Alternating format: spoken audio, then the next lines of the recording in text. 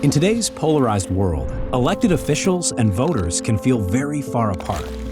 But what if we could make a change and help us all feel a bit more connected? The fact is, the way we vote creates winners and losers that looks a lot more like this than this. In our current system, candidates can win elections even if most people haven't voted for them. With ranked choice voting, you'll always have a winner that at least 50% of voters can get behind. And it actually works. So let's take a look.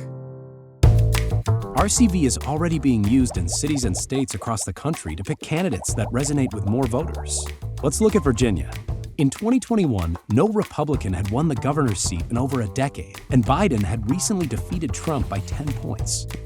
Republicans were serious about taking back power and used ranked choice voting to find a candidate who appealed not just to insiders, but to a wider electorate. It worked. Glenn Youngkin and other Republican candidates won statewide in a place that hadn't elected a Republican in over a decade. On the flip side, in places that don't use RCV, you're seeing results that are costly and don't reflect the majority. Take Georgia, for example. In the 2020 general election for 2 U.S. Senate seats, the GOP candidates came out ahead, but the election was so close it went to a runoff. With RCV, the 5% of voters who cast their ballot for a Libertarian could have swung the 2 Senate seats to the Republicans, preserving their Senate majority. Instead, 200,000 Republicans didn't vote in the runoff, leading to a Democratic win and a shift in Senate control. And in the end, the runoff cost the state of Georgia and its taxpayers $75 million. Now, we got a lot of questions from voters about RCV, so let's dive in. The first question is from a voter in Franklinville. If RCV elects majority winners, then what happened in Alaska? I heard the Republicans got the most votes, but a Democrat was declared the winner because of RCV. That sounds backwards to me. That's a great point. This is one of the most misunderstood stories about ranked choice voting. So let's clear it up.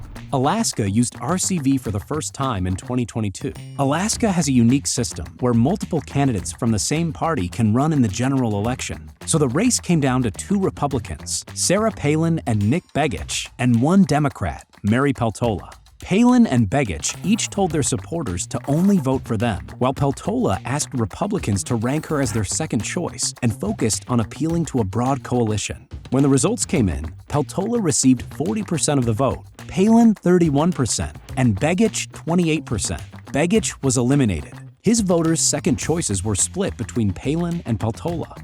And Peltola won. If the Republicans stuck together and encouraged voters to rank candidates in order of preference, they could have won the election easily.